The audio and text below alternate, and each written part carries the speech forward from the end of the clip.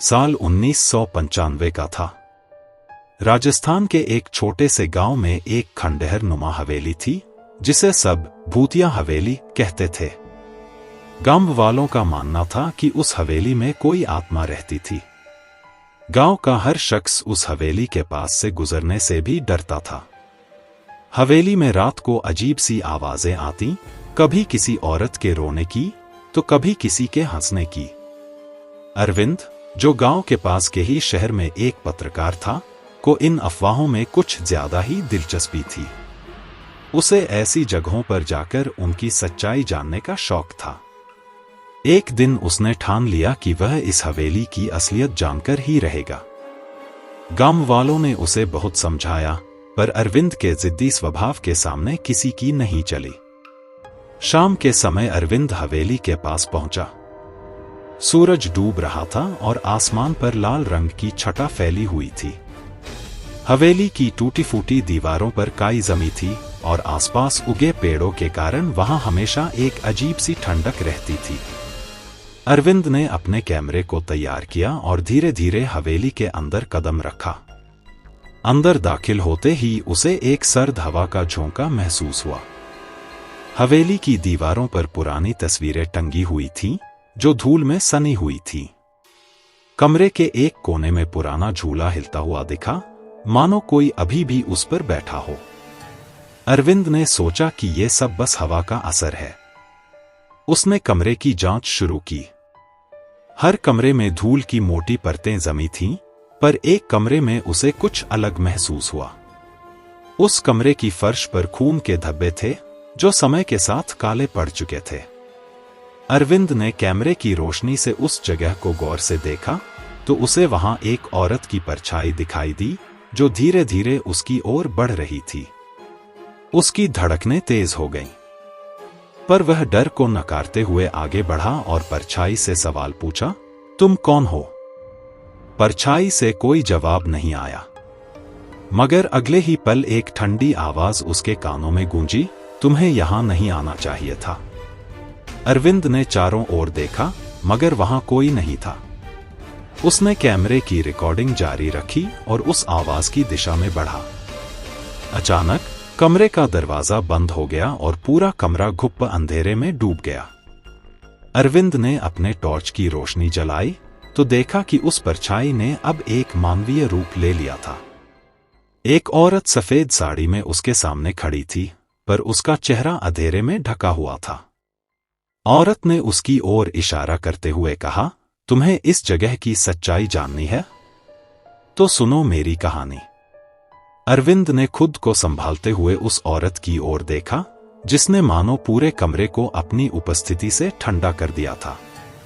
उसका चेहरा अंधेरे में था, पर उसकी आवाज में एक दर्द था जो अरविंद को उसकी बात सुनने पर मजबूर कर रहा था।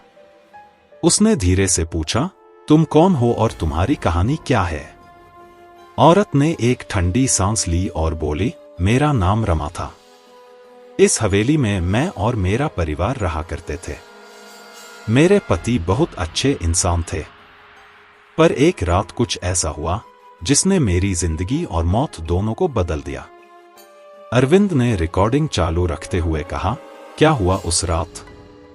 रमा ने आंखें बंद की और एक दर्दनाक स्मृति में खो गई। वो रात अमावस की थी। हवेली के आसपास अजीब सी शांति थी। मेरे पति उस रात देर तक घर नहीं लौटे थे। मैं चिंता में दरवाजे पर बैठी उनकी प्रतीक्षा कर रही थी। अचानक दरवाजे पर जोर जोर से दस्तक हुई। मैंने दरवाजा खोला तो देखा मेरे पति बुरी तरह घायल थे। उनके शरीर पर गहरे घाव थे, मानो किसी ने उन्हें बेरहमी से पीटा हो। उन्होंने बस इतना कहा, रमा बचकर रहना। हवेली में। और फिर उनके प्राण निकल गए। अरविंद की रुचि और बढ़ गई। उसने पूछा, क्या हवेली में कुछ था? रमा ने सिर हिलाया और उसकी आंखों में आंसू छलक पड़े। उस रात के बाद से मुझे हवेली में अजीब अजीब चीजें महसूस होने लगीं। कभी कोई छाया दिखती, कभी किसी के चलने की आवाजें सुनाई देती। मैं हर रात डर से कांपती थी। एक दिन मुझे पता चला कि इस हवेली के नीचे एक पुराना तहखाना है जहां से हर रात वो आवाजें आती थी। मैंने अपने डर को दरकिनार करते हुए तहखाने की ओर कदम बढ़ाए। अरविंद के कान खड़े हो गए। उसने धीरे से पूछा, तहखाने में क्या था? रमा की आवाज कांप उठी। तहखाने में मैं अकेली नहीं थी। वहां पहले से कुछ था। एक साया जो मेरे पति की मौत का गवाह था। जब मैंने उस साये से सच्चाई जाननी चाही तो उसने मुझ पर हमला कर दिया। मैंने चीखने की कोशिश की पर मेरी आवाज बाहर तक नहीं पहुंची। उसी तहखाने में उस साये ने मेरी जान ले ली और तब से मैं यहां फंसी हुई हूं। मैं इस हवेली से बाहर नहीं जा सकती।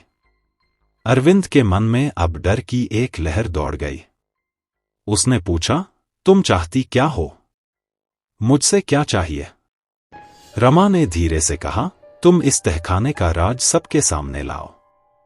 उस साये ने ना सिर्फ मुझे बल्कि कई और लोगों की जान ली है। वो तब तक यहां से नहीं जाएगा जब तक उसकी असलियत दुनिया के सामने नहीं आएगी। अरविंद ने साहस बटोरते हुए कहा, मैं तुम्हारी मदद करूंगा, लेकिन मुझे उस तहखाने तक ले चलो। रमा ने सहमति में सिर हिलाया और हवेली के एक पुराने दरवाजे की ओर इशारा किया। अरविंद ने उस दरवाजे को खोला और देखा कि नीचे जाने के लिए एक सीढ़ी है जो घने अंधेरे में समाई हुई थी। उसने अपनी टॉर्च निकाली और सीढ़ियों से नीचे उतरने लगा।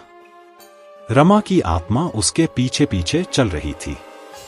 जैसे जैसे वे तहखाने के करीब पहुंचे, ठंड बढ़ती जा रही थी और अरविंद को लग रहा था कि वहां कुछ बहुत भयानक छिपा हुआ है। तहखाने के दरवाजे पर पहुंचकर रमा ने अरविंद से कहा, इस दरवाजे के पीछे ही सच्चाई छिपी है, लेकिन ध्यान रखना, जो तुम देखोगे वो तुम्हारे होश उड़ा देगा। अरविंद ने दरवाजा खोला और अंदर कदम रखा। उसने देखा कि तहखाने की दीवारों पर खून से बने अजीब निशान थे। बीचों बीच एक पुराना लकड़ी का ताबूत रखा हुआ था जो किसी जंजीर से जकड़ा हुआ था। ताबूत के आसपास कई अधूरी हड्डियां बिखरी पड़ी थीं। अरविंद का दिल जोर जोर से धड़कने लगा, लेकिन उसने अपने डर को काबू में रखते हुए ताबूत के पास जाकर उसे खोलने की कोशिश की। ताबूत के खुलते ही एक जोर की चीख तहखाने में गूंज उठी और अरविंद का कैमरा अपने आप बंद हो गया। अंधेरे में सिर्फ रमा की आवाज सुनाई दी, अब तुमने उसे जगा दिया है। अब सच्चाई का सामना करने के लिए तैयार रहो। ताबूत के खुलते ही अरविंद के सामने से एक काले धुएं जैसा साया बाहर निकला। उसके आसपास की हवा भारी हो गई और अरविंद को महसूस हुआ कि वह किसी अज्ञात शक्ति के सामने खड़ा है।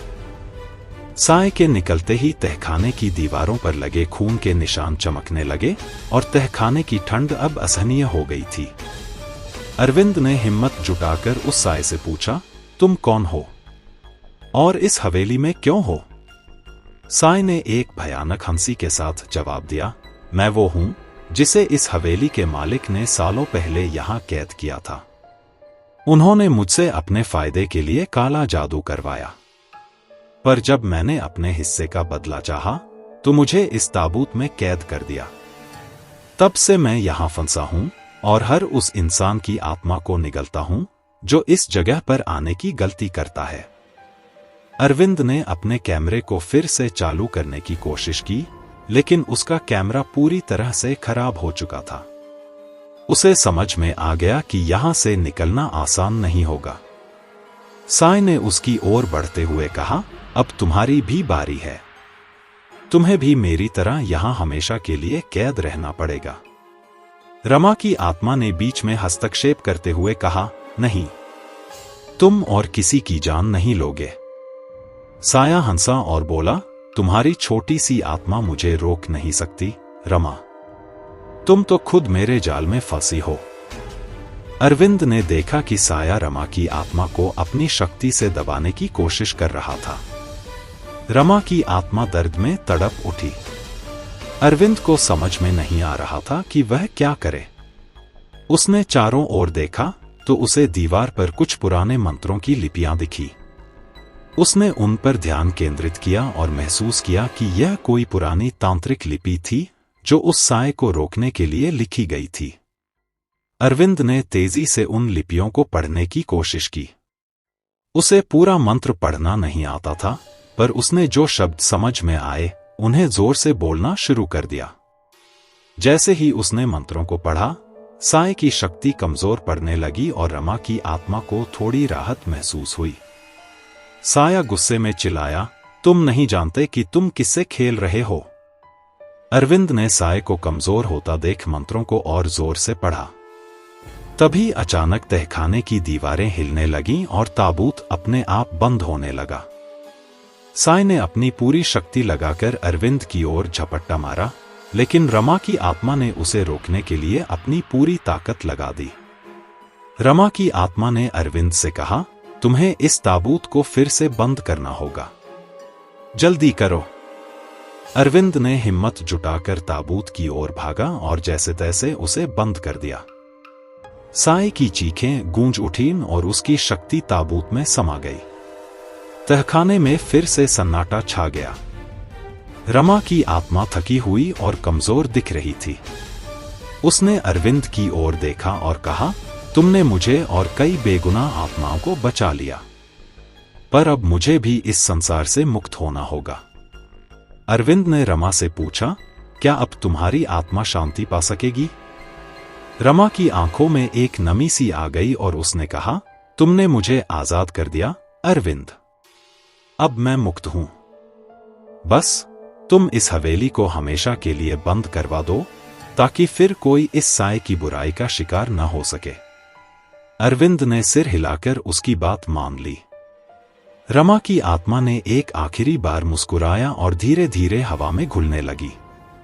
उसके जाते ही तहखाने में एक अद्भुत शांति छा गई। अरविंद ने वहां से निकलकर हवेली के दरवाजे को बंद कर दिया और इस जगह की सच्चाई को अपने रिपोर्ट में लिखने का निश्चय किया।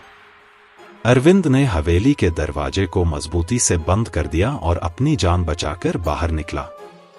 उसकी धड़कनें अभी भी तेज थीं और उसे समझ में आ रहा था कि इस अनुभव ने उसे कितना बदल दिया है। बाहर निकलते ही उसने एक गहरी सांस ली, जैसे वो लंबे समय बाद हवा में सांस ले रहा हो। वह गांव के पास लौट आया, जहां लोग उसकी वापसी का इंतजार कर रहे थे। गांव के बुजुर्गों ने उसे देखा और पूछा, तुम्हारी खोज का क्या हुआ?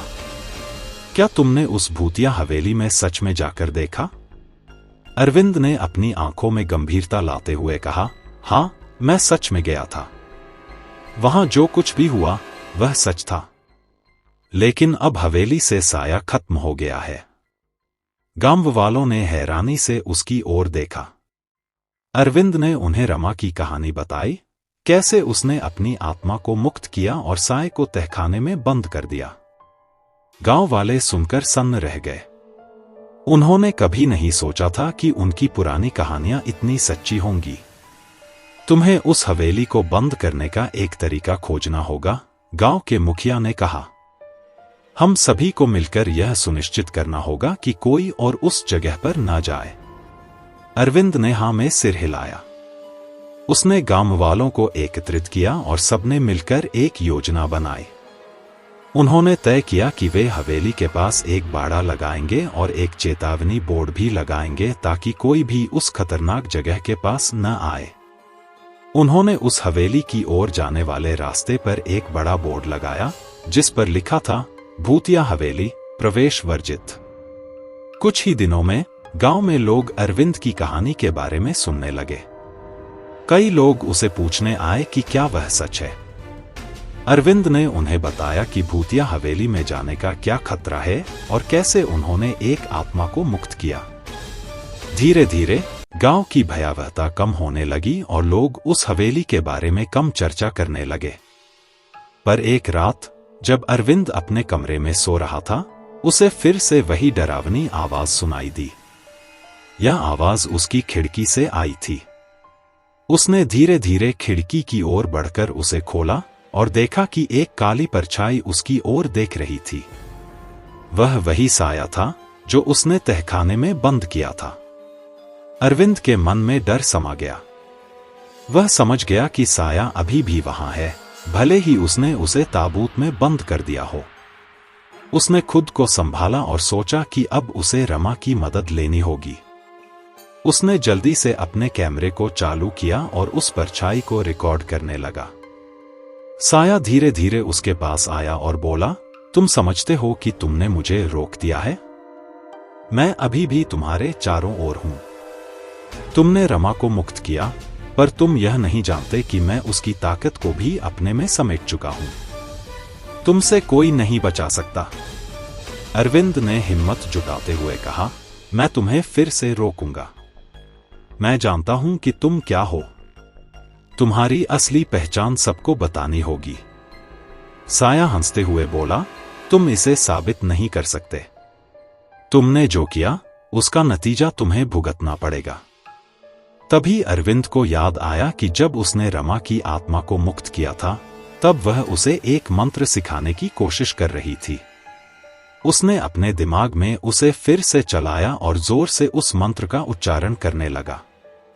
जैसे ही उसने मंत्र को दोहराया, साया का चेहरा विकृत होने लगा। अरविंद ने महसूस किया कि वह साया उसकी शक्ति को कम करने में सफल हो रहा था। नहीं, तुम यह नहीं कर सकते, साया चीखा, लेकिन अरविंद की आवाज उससे तेज थी। जैसे ही उसने मंत्र को खत्म किया, साया एक तेज चीख के साथ गायब हो गया। अरविंद ने गहरी सांस ली, लेकिन उसे पता था कि यह अंत नहीं था। वह अब पूरी तरह से तैयार था। उसे पता था कि उसे गांव वालों को फिर से इकट्ठा करना होगा और एक बार फिर उस हवेली की ओर जाना होगा। उसके मन में दृढ़ संकल्प था कि वह साये को हमेशा के लिए खत्म करेगा। अरविंद ने अगले दिन सुबह सुबह गांव वालों को इकट्ठा किया। उसकी आंखों में दृढ़ता थी और उसने सभी को बताया कि उसे फिर से हवेली की ओर जाना होगा। हमें उस साये को हमेशा के लिए खत्म करना होगा, उसने कहा। रमा की आत्मा की शांति के लिए और हमारे गांव की सुरक्षा के लिए यह जरूरी है।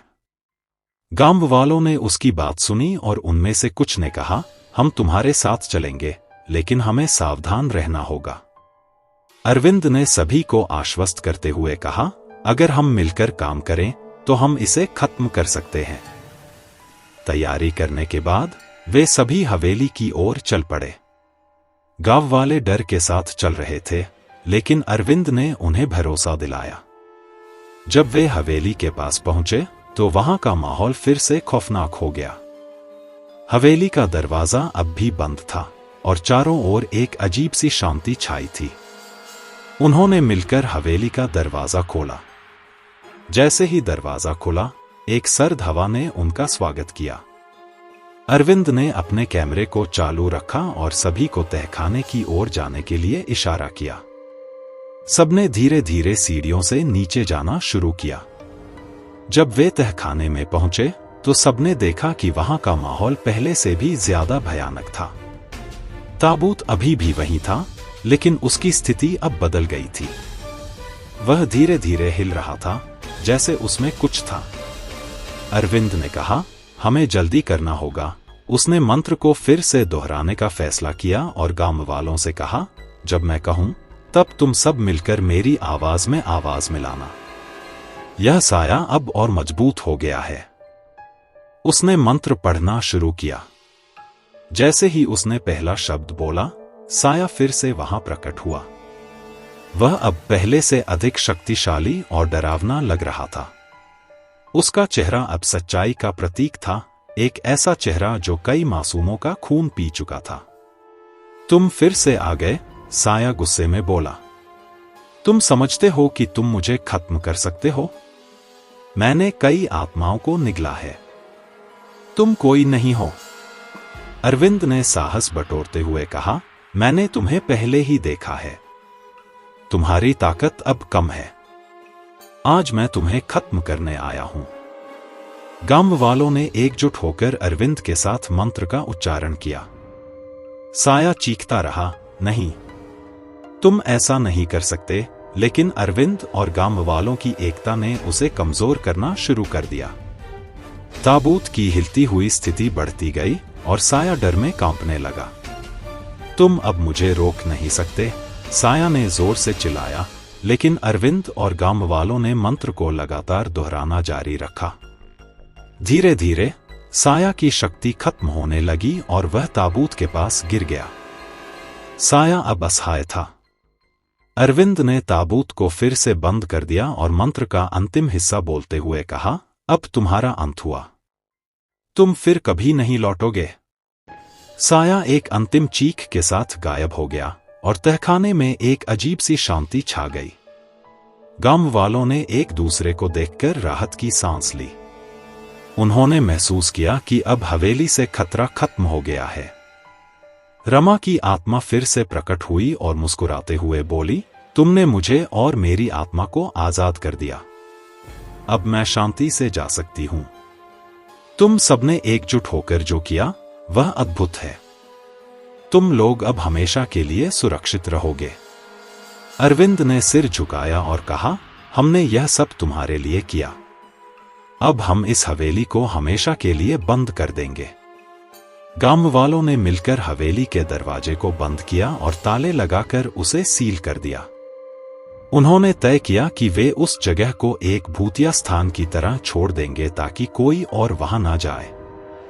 हवेली के दरवाजे को बंद करने के बाद अरविंद और गांव वाले अपनी अपनी जिंदगी में लौटने लगे। लेकिन यह अनुभव उनके जीवन पर एक गहरा असर छोड़ गया था। गांव के लोग अब एकजुट हो गए थे और उनके बीच में एक नया विश्वास जागृत हुआ था। उन्होंने तय किया कि इस घटना से सबक लेकर उन्हें अपनी सुरक्षा के लिए हमेशा सतर्क रहना चाहिए। अरविंद ने अपनी कहानी को और विस्तारित करने का फैसला किया। उसने एक लेख लिखा जिसमें न केवल हवेली के बारे में बल्कि आत्माओं और भूतों के बारे में भी जागरूकता फैलाने का प्रयास किया। उसने गांव के अन्य युवा लोगों को भी इसमें शामिल किया और एक स्थानीय पत्रिका में अपनी कहानी प्रकाशित करवाई। गांव के बुजुर्गों ने अरविंद की सराहना की और कहा, तुमने हमें एक बड़ी समस्या से बचाया है। यह कहानी हमारे बच्चों के लिए एक शिक्षा होगी। गांव के बच्चे अरविंद के लेख पढ़ते रहे और उससे सुनने के लिए उत्सुक रहते थे। उसने बच्चों को बताया कि डर को कैसे सामना करना चाहिए और कभी-कभी डरावनी कहानियों में भी सबक छिपा होता है। एक दिन अरविंद ने गांव के स्कूल में एक विशेष कार्यक्रम आयोजित किया। बच्चों और गांव वालों के सामने वह अपनी कहानी सुनाने लगा। उसने बताया कि कैसे डर और अंधकार का सामना किया जा सकता है और यह भी कि जब हम एकजुट होते हैं तो हम किसी भी बुराई का सामना कर सकते हैं। हमेशा याद रखें, उसने कहा, सच्चाई की रोशनी हर अंधकार को मिटा सकती है। हमें अपने डर को समझना और सामना करना चाहिए। कार्यक्रम के बाद एक बच्चा अरविंद के पास आया और बोला, क्या हम कभी उस हवेली में जा सकते हैं? मुझे डर नहीं लगता। अरविंद ने मुस्कुराते हुए कहा, हवेली अब बंद है और वह हमें सिखाने आई थी। हमें उसकी कहानियों को सुनकर आगे बढ़ना चाहिए। हम उन भूतिया कहानियों का हिस्सा नहीं बन सकते, बल्कि हमें अपनी नई कहानियां बनानी है। गांव में धीरे धीरे बदलाव आने लगा। लोग आपस में जुड़े और उन्होंने एक दूसरे की मदद करना शुरू कर दिया। कुछ महीनों बाद गांव ने अपने अनुभव को एक पुस्तक में प्रकाशित करने का फैसला किया, जिसमें अरविंद की कहानी और अन्य लोगों की कहानियां भी शामिल थी। एक दिन जब अरविंद अपने दोस्तों के साथ गांव के चौराहे पर बैठा था, तब उसने देखा कि एक नया परिवार गांव में आया है। वे हवेली के बारे में पूछने लगे और गांव वालों ने उन्हें सावधान किया। यहां कुछ समय पहले एक भूतिया हवेली थी, एक बुजुर्ग ने कहा, लेकिन अब वह बंद हो गई है। अरविंद ने नए परिवार को अपनी कहानी सुनाई, जिसमें साय और रमा की आत्मा का जिक्र था। नए लोग सुनकर आश्चर्यचकित रह गए और अरविंद के साहस की तारीफ की। तुमने बहुत बड़ी बात की है, उस परिवार के पिता ने कहा। हम इस गांव में रहकर इसकी कहानियों को सुनना चाहेंगे। अरविंद ने उन्हें बताया कि गांव अब सुरक्षित है और सभी मिलकर काम कर रहे हैं। उन्होंने महसूस किया कि डर के बावजूद उनकी कहानी ने न केवल उन्हें बल्कि आने वाली पीढ़ियों को भी एक नई दिशा दी थी।